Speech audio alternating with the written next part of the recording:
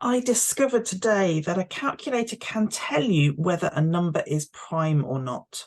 Examiners quite like asking what's the largest two-digit prime number. Now, I can look down this list and I know automatically that my even numbers are not prime, so I can cross those off. I know that 95 is not prime because it's in the 5 times table. But I'm not so sure about 91, 93, 97, or 99, definitely in the 9 and the 11 times table. So I'm going to check these numbers out and check whether they are prime or not. I'll start with 97 because it's the biggest number here. And what you do, you click 97, you click equals, and so the number is on your answer line. And then you click shift, and then this button here, it's got the dot dash and double dash here.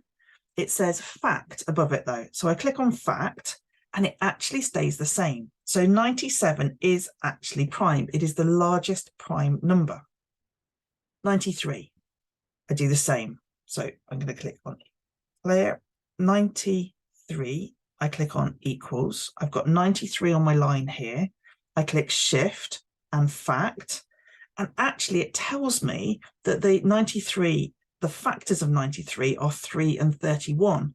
So actually this is not a prime number. Let's try it with 91. 91, it's on the answer line. Click on shift, click on fact. And actually this is not a prime number either because it's in the 7 times table and the 13 times table. I find that one particularly tricky to remember. So this is the largest prime number and none of those count. Obviously you can go backwards and think about what other numbers are prime.